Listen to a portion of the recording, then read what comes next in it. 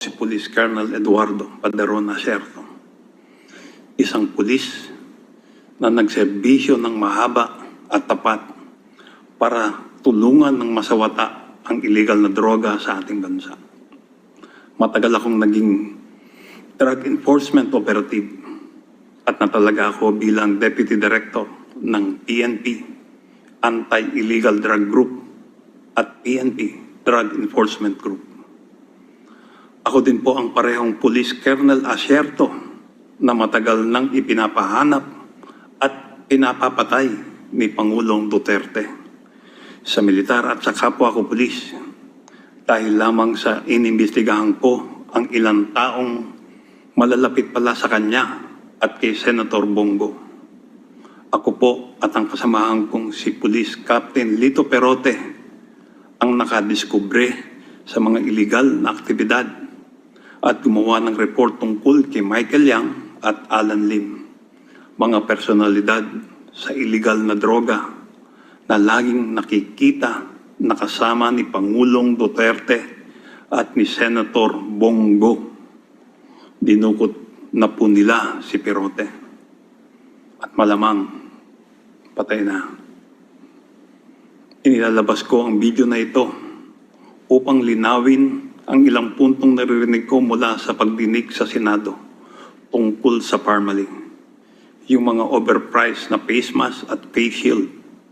Gusto ko ding sagutin ang mga akusasyon na ibinabato sa akin ni Pangulong Duterte at ng mga kampo nito at upang ipaliwanag sa mga kapwa ko Pilipino kung gaano na tayo niloloko sa mga kasinungalingan ng gobyernong Duterte.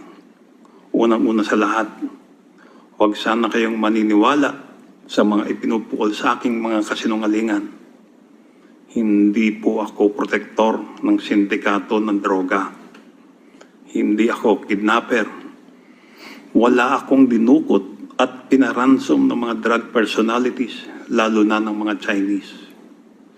Hindi ako involved sa pagdukot at pagpatay sa Koreanong si GEQ. Hindi ako ang direct commander or supervisor ni Superintendent Dumlao at SPO3 Santa Isabel. Hindi ko sila tauhan. Hindi ako nag-smuggle ng AK-47 at lalong hindi ako nagbigay ng mga baril sa NPA. Hindi ko inagaw ang search warrant operation sa Domoy Shabu Laboratory. To my fellow PMAers, especially my immediate upperclassmen, underclassmen, and my classmate. All right ako dito.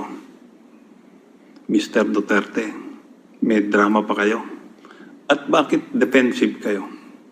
Tropa ko, ang SOU3 EDSOT, ang aplikante at deponent ng search warrant. Gabi ng December 29, 2004, alam mo na, Pangulong Duterte, na may search warrant na kami.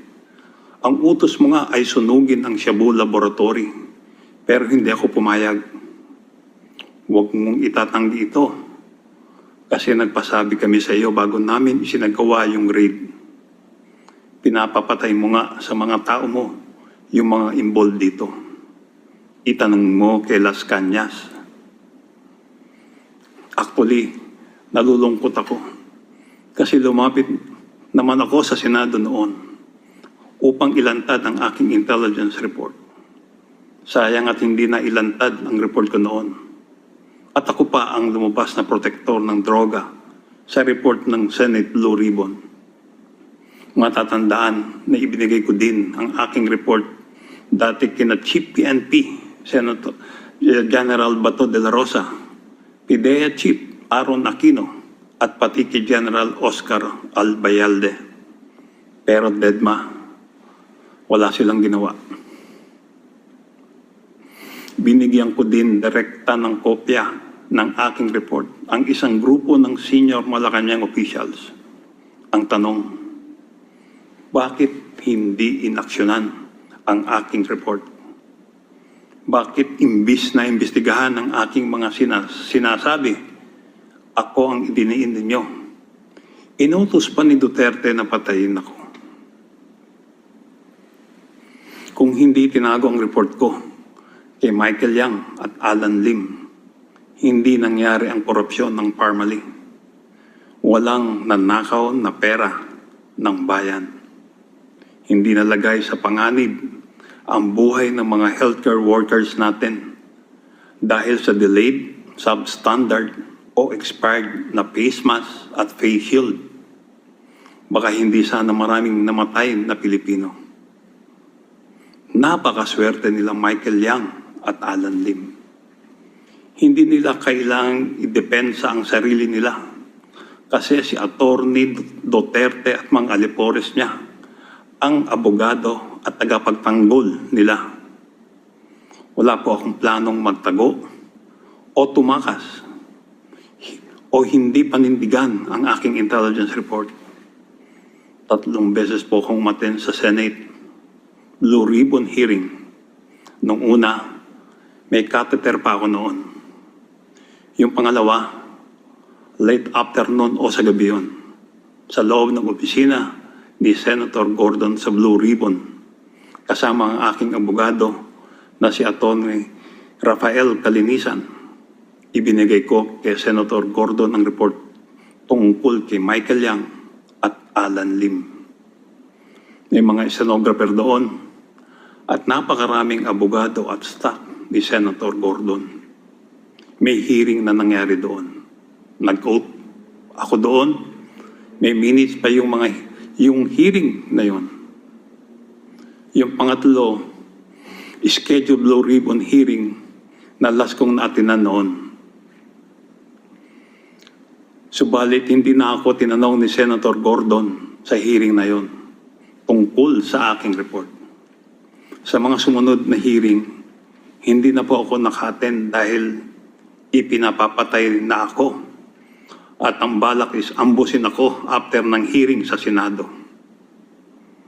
Nakikiusap po ako kay Senator Gordon at sa Blue Ribbon Committee na isa publiko ang aking intelligence report tungkol kay Michael Yang at Alan Lim. Pati yung mga picture na ibinigay ko sa inyo, isa publiko nyo na din po. Pati yung transcript nung hearing nung inabot ko kay Senator Gordon ang intelligence report kina Michael Yang at Alan Lim. Isa publiko nyo na rin po. Sigurado naman po ngayon, nakikita ninyo na nagsasabi ako ng katotohanan at lumalabas na ang katotohanan. Nakikiusap din ako sa Blue Ribbon Committee na i-revisit ang kanilang rekomendasyon sa kanilang report na kasuhan ako. Inosente po ako dito. Nagtrabaho lang po ako at nag-imbestiga. Hindi po ako yung drug lord. Sina Michael Yang po, si Alan Lim, sila po ang mga drug lord. Kasama yung mga protektor nito na sina Senator Bongo at Presidente Duterte.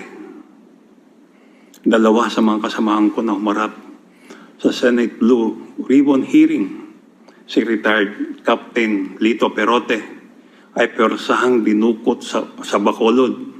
Hanggang ngayon nawawala pa. At si retired Master Sergeant Jerry Liwanag ay pinagbabaril at napatay sa Bulacan. Pareho walang masusing investigasyon. Nakiusap din po sana ako sa Senado na imbestigahan kung bakit hindi inilabas at inaksyonan ang aking report ni General Bato, Aquino at Albayalde. Bakit hindi inaksyonan ng palasyo ang report ko? Tuloy po ang paghahanap sa akin para patayin upang itago ang katotohanan. Maaaring mapatay nila ako, pero ang katotohanan ay hindi mapapatay o maitatago. Nakikiusap po ako sa taong bayan, magising at mamulat na po tayo sa mga kasinungalingan at korupsyon ng gobyernong Duterte. Kapag namulat ka sa totohanan, kasalanan na ang kumikit at walang gawin. Patnubayan nawa ng Panginoon Diyos ang mahal nating bansa. Mabuhay ang Pilipinas.